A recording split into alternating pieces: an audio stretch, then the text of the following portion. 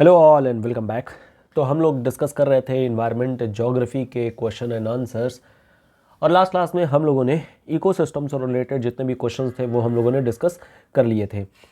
हम लोग आगे बढ़ते हैं और आज का जो टॉपिक होने वाला है वो है इन्वायरमेंटल डिग्रेडेशन को लेकर के। पहला क्वेश्चन जो पूछा जा रहा है बहुत ही स्ट्रेट फॉरवर्ड सा क्वेश्चन है discuss the causes and consequences of environmental degradation and highlight the related conservation measures. देखो यहाँ पर सीधे तौर पर जो क्वेश्चन है वो है इन्वायरमेंटल डिग्रेडेशन का। तो इंट्रो में तो सिंपली हम लोग यही लिख सकते हैं यहाँ पर कि इन्वायरमेंटल डिग्रेडेशन आखिर होती क्या चीज़ है। इन्वायरमेंटल डिग्रेडेशन की डेफिनीशन से हम लोग यहाँ पर स्टार्ट कर सकते हैं। हम लोग ये दिखा सकते हैं कि this is basically the deterioration of the natural environment, और ये जो डिटेरियोरेशन होती है प्राइमरली ह्यूमन एक्टिविटीज़ और नेचुरल प्रोसेस के थ्रू ही हमें देखने को मिल जाती है। कहीं ना कहीं जो हमारा डिटर्मिनिज्म और पॉसिबिलिज्म का जो आइडिया होता है उस आइडिया को यहाँ पर आप ले करके आ सकते हैं और दिखा सकते हैं कि हाँ ये कहीं ना कहीं इन्वायरमेंटल डिग्रेडेशन हमारा कॉजेज और कॉन्सिक्वेंस के बेसिस पर देखने को मिल जाता है। अब यहाँ पर फ्लो चार्ट में हम लोग क्या ऐड किया जाए, तो अगर आपका दिमाग चल रहा हो तो यहाँ पर आप लोग सीधे तौर पर लिख सकते हैं फ्लो चार्ट को जियोलॉजिकल टाइम स्केल के बेसिस पर।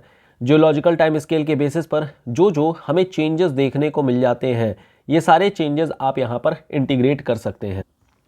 जैसे देखिए यहाँ पर एक डायग्राम यहाँ पर ऐड किया ही गया है कि कैसे कैसे हम लोग आर्कियन से होलोसीन की तरफ मुड़ते जाते हैं और हम लोग आगे बढ़ते जाते हैं, और अल्टीमेटली हमारे इन्वायरमेंटल डिग्रेडेशन के तौर पे हमें एक्सटिंक्शन ऑफ द स्पीसीज़ देखने को मिल जाता है। ये जो एक्सटिंक्शन ऑफ द स्पीसीज़ है इसे हम लोग मास एक्सटिंक्शन के फॉर्मेट में भी देख सकते हैं, और प्रेजेंट में अगर बात किया जाए तो 6th मास एक्सटिंक्शन हमें देखने को मिल रही है, जिसमें हमारे पहले डायनासोर्स निकल गए थे, फिर अभी जो है जितने भी हमारे पास में इंसेक्ट्स वगैरह हैं वो अब हमें विलुप्त होते हुए एक्सटिंक्ट होते हुए देखने को मिल जाते हैं।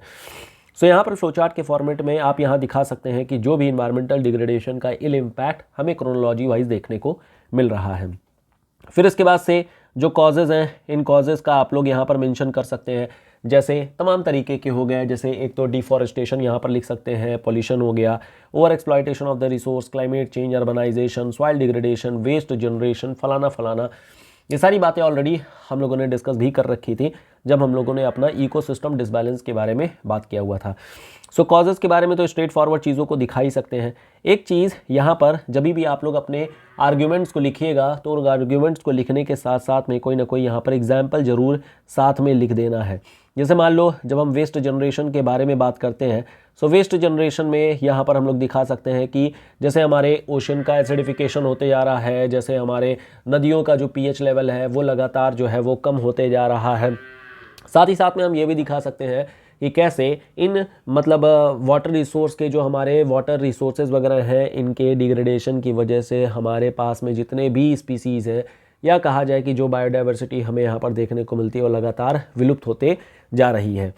सिमिलरली इसी तरीके से सॉइल डिग्रेडेशन के बारे में भी आई थिंक आप लोग बता सकते हैं, अर्बनाइजेशन वगैरह का तो सीधे तौर पर यहाँ पर एग्जाम्पल लिखा जा सकता है। फिर हमारे पास कंसिक्वेंस आ जाते हैं, क्या क्या कंसिक्वेंसेज हमें देखने को मिल रहा है। कंसिक्वेंसेज में तो सिंपल वही लॉस ऑफ बायोडाइवर्सिटी हो गई, क्लाइमेट इंस्टेबिलिटी हो गई, वेरिएबिलिटी हो गई, क्लाइमेट चेंज हो गया, इकोनॉमिक कॉस्ट हो गए, सोशल एंड हेल्थ इम्पैक्ट के तौर पर हम लोग यहाँ पर देख सकते हैं। तो जितने भी कॉजेज़ हैं उनका सबका हमें एक इल इम्पैक्ट देखने को मिल ही जाता है।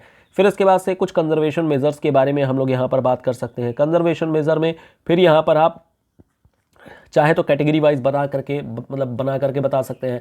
जैसे रिसोर्स मैनेजमेंट को लेकर के हम लोग दिखा सकते हैं कि हम लोग सस्टेनेबल रिसोर्स मैनेजमेंट की तरफ ध्यान दे रहे हैं, पॉल्यूशन कंट्रोल कर रहे हैं, रीफॉरेस्टेशन और एफॉरेस्टेशन का काम किया जा रहा है। क्लाइमेट चेंज को लेकर के we have a separate organization UNFCCC, plus साथ में बायोडाइवर्सिटी के कंजर्वेशन के लिए और डिजर्टिफिकेशन के लिए भी हमारे पास में ऐसी ही संस्थाएं और लगातार हम इस पर काम किए जा रहे हैं। प्लस इसके अलावा एजुकेशन और अवेयरनेस का भी प्रोग्राम चला रहे हैं, और लेजिस्लेशन और पॉलिसी मेकिंग भी हम लोग ग्लोबल लेवल और कंट्री लेवल दोनों ही लेवल पर हम लोग करते जा रहे हैं। तो यहाँ पर हम लोग बड़े आराम से इस क्वेश्चन का आंसर लिख सकते हैं। मेन जो चीज़ थी वो यहाँ पर ये जो डायग्राम यानी कि जो जियोलॉजिकल टाइम स्केल है उसी का मेंशन करना था। मेरे ख्याल से बड़े आराम से अब आप चीज़ों को लिख सकते हैं। नेक्स्ट हमारे पास में क्वेश्चन है right short note on environmental pollution. देखो इन्वायरमेंटल पोल्यूशन पर शॉर्ट नोट लिखने को आ गया है, और मेरे हिसाब से सबसे ज़्यादा आसान क्वेश्चन ये बनेगा क्योंकि इसमें उठा करके आप सब कुछ लिख सकते हैं। आप स्टार्ट कर सकते हैं with the definition of environmental pollution, कि आखिर में इन्वायरमेंटल पॉल्यूशन जो होती है ये होती क्या चीज़ है। तो आप इसके डेफिनीशन से स्टार्ट कर सकते हैं, आप इसके डेफिनीशन से स्टार्ट कर सकते हैं। फिर आप ये दिखा सकते हैं कि आखिर में इस पॉल्यूशन के एंगल क्या क्या हैं, क्या क्या डिमेंशन इन्वायरमेंटल पॉल्यूशन के। अब इस इन्वायरमेंटल पॉल्यूशन में आप बायोस्फीयर के तरीके से कंसीडर कर सकते हैं। जैसे यहाँ पर हमें 3 साइकिल देखने को मिल जाती है।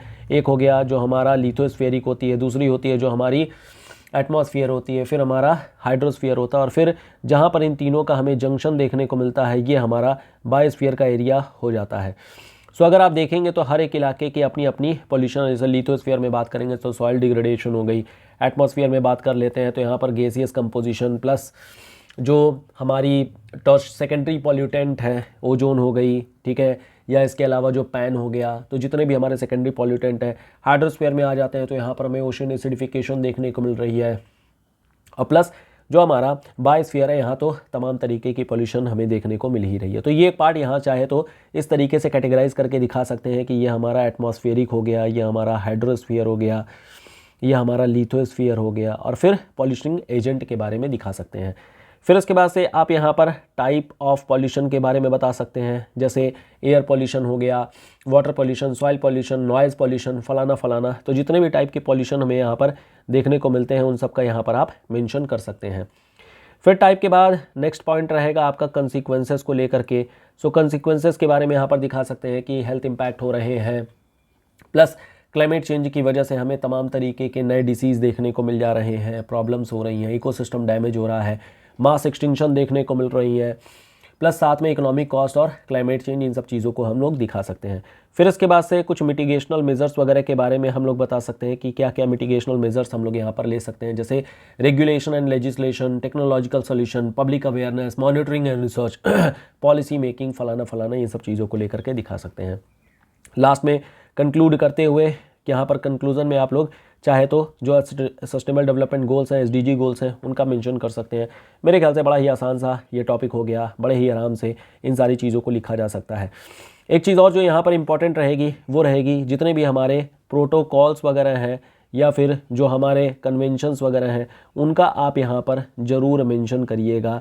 ये हमारे लिए काफ़ी इंपॉर्टेंट रहेगा कि हम कन्वेंशंस और प्रोटोकॉल को भी लेकर के आ रहे हैं। इस एनवायरमेंटल पॉल्यूशन में ऐसा नहीं है कि केवल और केवल आप जो है जो पॉल्यूशन वगैरह है, मतलब एयर पॉल्यूशन यही सब है, ये नहीं। मिनीमाटा को भी दिखा सकते हैं, मर्क्यूरी को लेकर के, या फिर जो अलग अलग तरीके के पेस्टिसाइड्स वगैरह हैं, या फिर मान लो कि जो हजार्डस एलिमेंट्स वगैरह हैं। तो जितने भी हमारे पास में बेसल कन्वेंशन हो गया या फिर हमारा वियना प्रोटोकॉल हो गया, है ना, तो जितने भी तरीके के हैं we need to mention all दोस्त, सभी लोगों को उठा करके आपको मेंशन कर देना है। तो बड़ा ही जनरल सा क्वेश्चन हो गया, मेरे ख्याल से यहाँ कोई दिक्कत नहीं होना चाहिए, स्ट्रेट फॉरवर्ड सी ही चीज़ें हैं। नेक्स्ट हमारे पास में bring out the major problem of environmental pollution at global scale and suggest measures to check it. देखो यहाँ पर इन्वायरमेंटल पोल्यूशन के बारे में बात तो की जा रही है, लेकिन ये बात environmental pollution eight regional level नहीं है, ये ग्लोबल लेवल पर बातें की जा रही हैं। सो यहाँ पर भी लिखने का बड़ा स्ट्रेट, मतलब ये सब देखो क्वेश्चन बड़े ही सीधे सीधे हैं, आसान आसान से, इसमें कुछ टीम टाम नहीं है।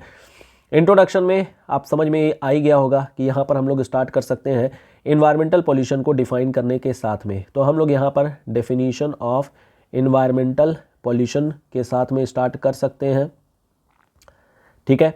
इन्वायरमेंटल पोल्यूशन के बारे में हम लोग बता देंगे कि आखिर में क्या क्या चीज़ें होती हैं।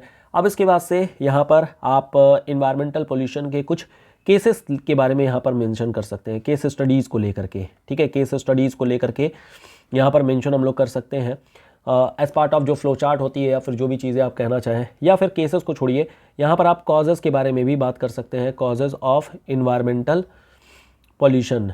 अब यहाँ पर किस तरीके से लिखा जाए भाई, इन्वायरमेंटल पोल्यूशन में जो जो पैरामीटर हैं, एक तो हो गया जो हमारा बायोटिक होते हैं और दूसरा होता है जो एबायोटिक होते हैं। अब बायोटिक और एबायोटिक को इस तरीके से कैटेगराइज करके अब आप इसके जितने भी कॉजेज़ हैं उन सारे कॉजेज़ का यहाँ पर मेंशन कर दीजिए।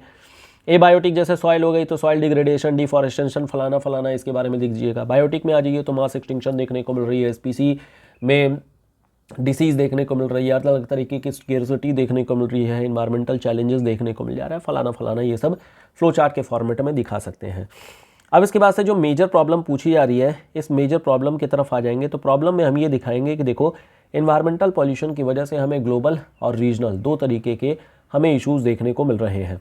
And now we are going to focus here the global problems. So global problem में क्या क्या है, जैसे पॉल्यूशन लेवल पर जब हम लोग बात करते हैं, सो यहाँ पर सबसे मेजर प्रॉब्लम हमें एयर पॉल्यूशन के फॉर्मेट में देखने को मिल जा रहा है। ये एयर पॉल्यूशन हमारा क्लाइमेट चेंज की वजह से हेल्थ इश्यूज़, स्मॉग फॉर्मेशन, फलाना फलाना ये सब देखने को मिल जा रही है। इसके अलावा वाटर पॉल्यूशन हो रही है, प्लस हमारे पास सॉइल पॉल्यूशन हमें देखने को मिल जा रही है, प्लस नॉइज़ पॉल्यूशन हो रही है, और इन सब में सबसे इम्पॉर्टेंट हमारा प्लास्टिक पॉल्यूशन हमें देखने को मिल रही है। इस पर हम ज़्यादा फोकस करेंगे। माइक्रोबीड वगैरह जितनी भी चीज़ें होती हैं उन पर हम लोग यहाँ पर फोकस कर लेंगे कि कैसे आखिर में ये सारी चीज़ें हमारी देखने को मिल जा रही हैं। सो ये जो पॉल्यूशन के ग्लोबल एस्पेक्ट्स हैं, उन ग्लोबल एस्पेक्ट्स के बारे में यहाँ पर हम लोग दिखा सकते हैं कि कैसे यहाँ पर ग्लोबली सारी प्रॉब्लम हमें देखने को मिल रही है। फिर हमें बताना है कि आखिर में क्या मेजर्स हम लोग ले सकते हैं, what measures we can take for the prevention of this environmental pollution. तो फिर वही सारी चीज़ें आ जाएंगी कि हमें लेजिस्लेशन मेकिंग करना होगा, रेगुलेट करना होगा, टेक्नोलॉजिकल एडवांसमेंट करनी होगी, लोगों को अवेयर करना पड़ेगा, एजुकेट करना पड़ेगा, वेस्ट मैनेजमेंट करनी पड़ेगी, प्लस कुछ चीज़ों को पहले हमें पॉल्यूटिंग एजेंट के तौर पे आइडेंटिफाई करना होगा, conservation, restoration, international cooperation, monitoring and research, फलाना फलाना, ये सारी चीज़ें हम लोग यहाँ पर लिख करके दिखा सकते हैं। समझ में आ गया क्या चीज़ है? तो ये हम लोगों ने पूरा डिस्कस किया, जो हमारे कुछ क्वेश्चंस थे, और बाकी कुछ क्वेश्चन आप लोगों को दिया गया था लिखने के लिए। आज थोड़ा सा कुछ इंपॉर्टेंट काम है, इस वजह से आज और बाकी के क्वेश्चंस हम लोग नहीं ले सकते हैं। नेक्स्ट क्लास में बात करेंगे और जो बचे हुए क्वेश्चंस हैं उनको नेक्स्ट क्लास में कंप्लीट करेंगे।